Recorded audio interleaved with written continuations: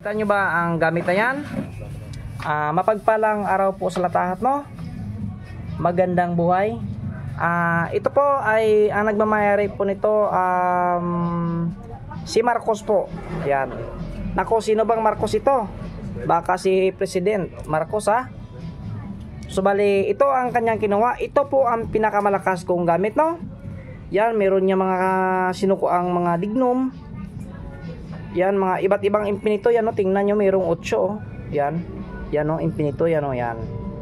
Ang infinito po ay nakatira sa loob ng bato, kaya pagdating sa iyo ay maging bato din po ang katawan mo. Ito, siyempre, crystallized po na kabibiyan. Yan, iba't iba pong mga mutya, trinity, gumamila silis, at bagakay na walang butas. Kaya si Sir Marcos, Sir, mapagpalang umaga, tanghali, hapon.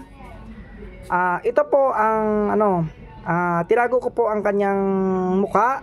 Yan po ang kanyang ID. So bali, hindi naman siguro inyo ito makilala. Yan. Yan. Totoo po na si Sir Marcos po ang order sa atin. Yan. Kaya sir, ito na ang iyong gamit, no? Huwag ka mag-alala sir, hindi ka makikilala nito. Kaya napakatotoo na ating gamit ay nako, maraming kumukuha nito. At syempre ito po ang pinakamalakas ko ding gamit. Marami din pong mga mutya, mga Pedro Pinduko ito. Ang nagmamayari po nito sa Iloilo ay isa pong negosyante. Sir, kamusta? Ari na imong gamit to, matinikal naman tadya, wala man bayad. Ang imong nga gumamila silis, may unod na nga mutya, may mga orasyon, kita mo, pulido na ang pagkahimo sini.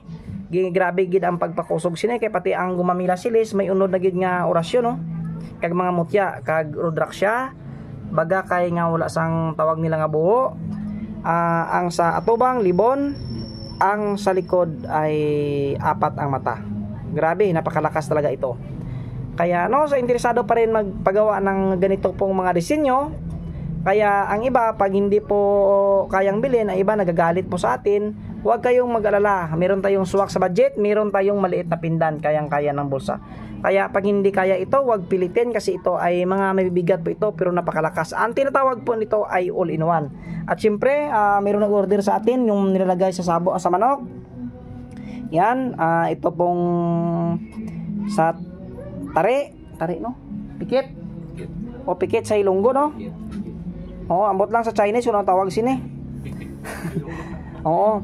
Amo na yung, ito po ang nilalagay ko sa paa ng manok. Yan, meron yan mga mutya sa loob, mga dasal. Kaya binilisingan ko ngayon. Kita nyo yan, binilisingan ko po. Pati itong kay Sir Jeep bro. Ito na po yung bao mo, binilisingan ko din. At ngayon binilisingan ko na. Yan, pusukan na po natin ng insinso.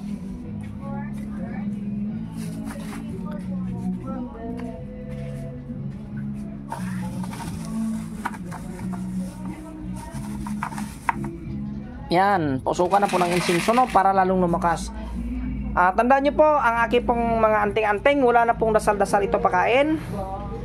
Pag sinuot mo po, automatic na po itong gagana. Wala ka nang gagawin, magdasal ka na lang sa Panginoon, naswertihin ka, at manalig ka sa Panginoon.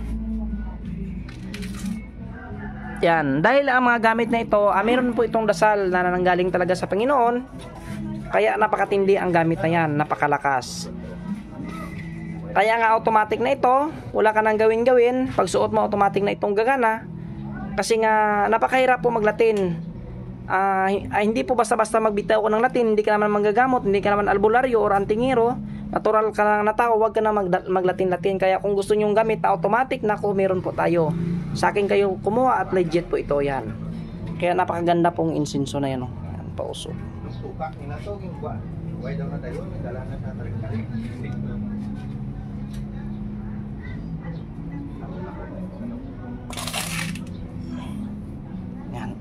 Kaya Sir Marcos, ito na ang iyong gamit na sabi ko tapos na. Kaya sa interesado pa rin magpagawa ng ganito pong mga disenyo, ang iba po nagtatanong magkano po yan. Hindi ko po alam kung anong tinatanong nyo o ano ba yan. Kaya kung gusto nyo magtanong magkano, mas mabuti po screenshot nyo para malaman ko kung ano po ang inyong mga tinatanong. Kaya ito, kita nyo naman, hindi pa yan nagawa, hindi pa yan natapos, pero kita nyo na po ang paggagawa nyan. Nako, napakahirap po gawin yan.